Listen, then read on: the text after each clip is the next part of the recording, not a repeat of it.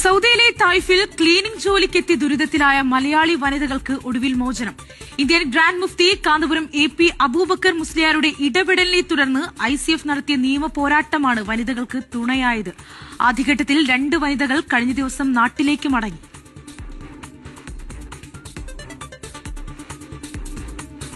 ത്വായിഫിലെ വാദി മുഹറം മീഖാത്തിൽ ജോലിക്കെത്തിയ 6 മലയാളി സ്ത്രീകളാണ് കഴിഞ്ഞ 2 വർഷമായി ദുരിതത്തിലായത്.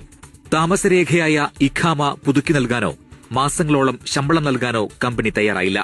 ഇതിനിടെ നീതിക്കായി ശബ്ദമുയർത്തിയ മലപ്പുറം സ്വദേശിനി സൌജത്തിനെ സൂപ്പർവൈസർ ക്രൂരമായി മർദ്ദിച്ചതോടെയാണ് കാര്യങ്ങൾ വഷളായത്. വിഷയം ശ്രദ്ധയിൽപ്പെട്ടതോടെ ഇന്ത്യൻ ഗ്രാൻഡ് മുഫ്തി കാന്തപുരം AP അബൂബക്കർ മുസ്ലിയാർ കമ്പനി അധികൃതരുമായി ചർച്ച നടത്തി. തുടർന്ന് ICF പ്രവർത്തകർ നിയമസഹായവുമായി രംഗത്തെത്തി.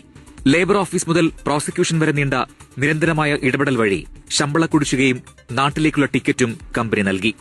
മർദ്ദനമേറ്റ സൌജത്തിന് മികച്ച ചികിത്സ ഉറപ്പാക്കിയ ICF പ്രവർത്തകർ അക്രമിയായ സൂപ്പർവൈസറെ നിയമത്തിന് മുന്നിൽ എത്തിക്കുകയും ചെയ്തു. സാലറി ഇല്ലാതെ റൂമിൽ കയറിയിരുന്നു. അപ്പോഴത്തേന് മുൻഡീസ് വിളിച്ചിട്ട് പറഞ്ഞു ഞങ്ങളെന്താ ജോലിക്ക് ഇറങ്ങാത്തെന്ന് ചോദിച്ചു. അപ്പൊ ഞങ്ങൾ പറഞ്ഞു സാലറി ഇല്ലാതെ ഞങ്ങൾ ഇറങ്ങത്തില്ല, അപ്പൊ സാലറി തരാൻ പറ്റത്തില്ല, ഞങ്ങൾ ഇറങ്ങിയേ പറ്റത്തുള്ളൂ, അല്ലെ ഞങ്ങൾ പോലീസിനെ കൊണ്ട് പിടിപ്പിക്കുന്നു.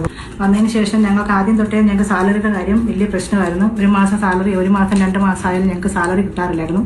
അതിനുശേഷം ഞങ്ങളെ ഏജൻസിനെ അവരെല്ലാം വിളിച്ച് ഞങ്ങൾക്ക് പ്രശ്നം ഉണ്ടാക്കി. അങ്ങനെ പല വഴി നോക്കിയാകുമ്പോൾ ഞങ്ങൾക്ക് 1 മാസം സാലറി തരും.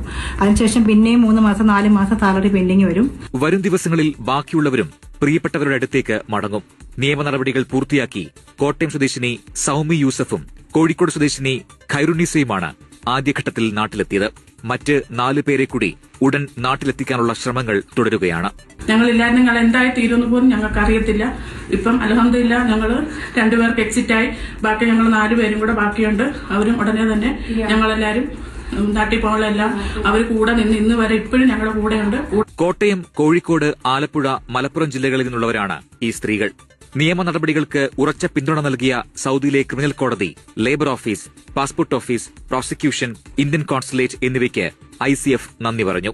RM തൊൽഹത്ത്, കബീർ മുസ്ലിയാർ, സലാമേലാട്, ജമാൽ മുക്കം തുടങ്ങിയവരുടെ നേതൃത്വത്തിൽ വലിയൊരു സംഘം തന്നെ ഈ ദൌത്യത്തിന്